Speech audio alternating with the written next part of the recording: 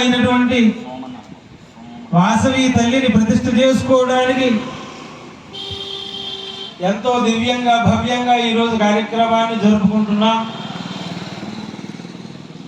ఈ కార్యక్రమానికి దేవతలందరినీ కూడా ఆహ్వానించా. మనమంతా కూడా ఎందరో మహానుభావులు విచ్చేశారు.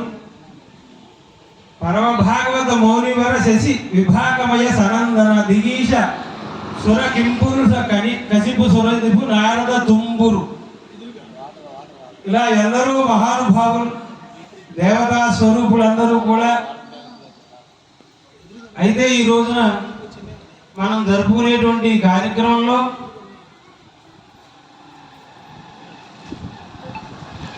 ఇందాక మీరందరూ కూడా పంచగవ్య ఆరాధన పంచగవ్యాలని తీర్థంగా తీసుకున్నారు, యజ్ఞోపేతాలు మార్చుకున్నారు. భగవంతుడి యొక్క కథలను వినాలి మనం. భగవంతుడి యొక్క కథలంటే మనుష్య జీవితాన్ని తరింపజేసేటువంటివే పరమాత్ముడి యొక్క కథలు. చేతులారంగా శివుని పూజించడేని నోరు నవ్వంగా హరికీర్తి నొడవడేని అంటారు. ఆ భగవంతుడి యొక్క కీర్తనల్ని కథల్ని మనం వినటం వల్ల మన యొక్క జన్మలన్నీ కూడా తరించిపోతాయి. అయితే ఈ రోజున మనం సీతారామచంద్ర స్వామి వారి సన్నిధిలో ఉన్నాం కదా.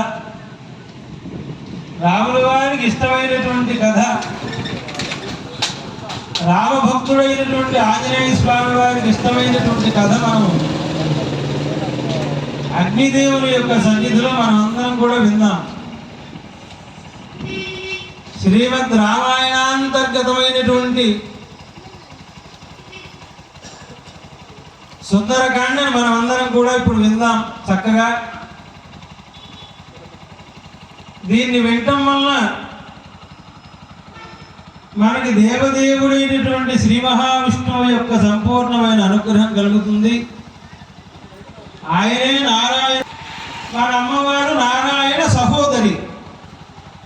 మన అమ్మవారు పరాభట్టానిక స్వరూపం కదా, ఆవిడ నారాయణ సహోదరి. వాళ్ళిద్దరికీ ఇష్టమైనటువంటి కథ హనుమంతుల వారి యొక్క కథ. ఆంజనేయ స్వామి వారు సీతామ్మ వారిని వెతకడానికి లంకా నగరానికి బయలుదేరడానికి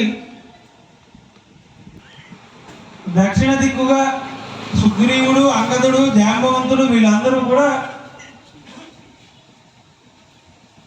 అమ్మవారిని వెతకడానికి వెళ్ళి అన్ని దిశలకి వెళ్ళారు.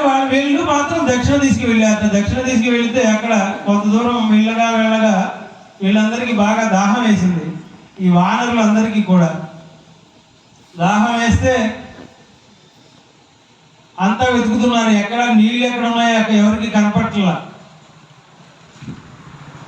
సరే కొంచెం సేపు అలా చూస్తూ ఉంటే ఆకాశంలో ఎక్కడో పక్షులు నీళ్ళల్లో మునిగి పైకి వచ్చుతున్నట్టుగా, ఆ పక్షుల రెక్కల మీద నుంచి నీటి బిందువులు పడుతున్నట్టు, ఆ పక్షుల యొక్క రెక్కల మీద పద్మ పరాగం ఉన్నట్టుగా వీళ్ళకి కనపడింది. ఈ వానరులకి కనపడితే ఆ పక్షులు వచ్చిన దిశగా వెళ్ళగా వెళ్ళగా వీళ్ళందరూ కూడా వీళ్ళకి తెలియకుండానే ఒక గుహలోకి వెళ్ళిపోయారు. వీళ్ళందరూ కూడా ఆ గుహ అంతా చీకటిగా ఉంది. లోపలికి వెళ్ళి చూస్తే అక్కడ చక్కగా సింహాలు, పులులు చక్కగా నిద్రపోతున్నాయి. చెట్లు ఉన్నాయి, పళ్ళ చెట్లు ఉన్నాయి, నీళ్లు ఉన్నాయి, అనేక వనాలు ఉన్నాయి. ఇక్కడ ఎవరన్నా మనుషులు ఉన్నారా అని అంతా వెతుకుతూ ఉంటే ఆంజనేయ స్వామి వారు అక్కడ ఒక వృద్ధ తపస్విని, వయసులో పెద్దదైనటువంటి ఒక ఆవిడ అక్కడ కూర్చొని ధ్యానం చేసుకుంటూ ఉన్నారట.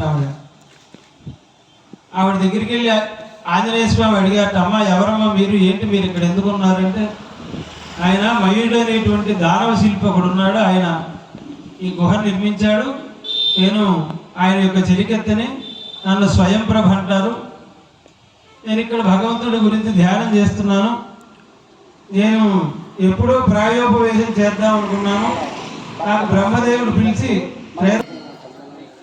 సంతోషించి అక్కడే ఉన్న స్తంభాలు ఎక్కాడు, దిగాడు, చెట్లను గట్టిగా ఊపేసి ఆ పళ్ళుని తినేసాడు, అయిపోయింది. మళ్ళీ కాసేపు ఆలోచన వచ్చింది స్వామి,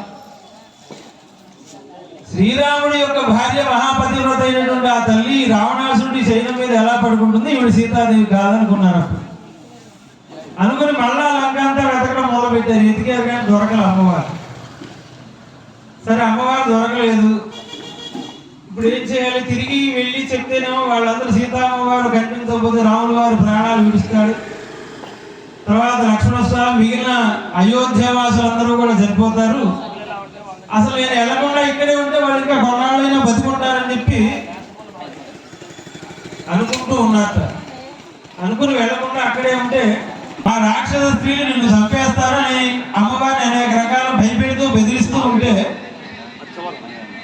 రావణాసురుడు వెనకాల ఉన్నటువంటి దేవతా స్త్రీలందరూ కూడా కళ్ళతో సైగ చేశారు, నువ్వేం భయపడవాక ఆయన అలానే ఉంటాడు. అమ్మవారికి వాళ్ళందరూ ధైర్యం చెప్పారు. ఆ తర్వాత వాళ్ళందరూ కూడా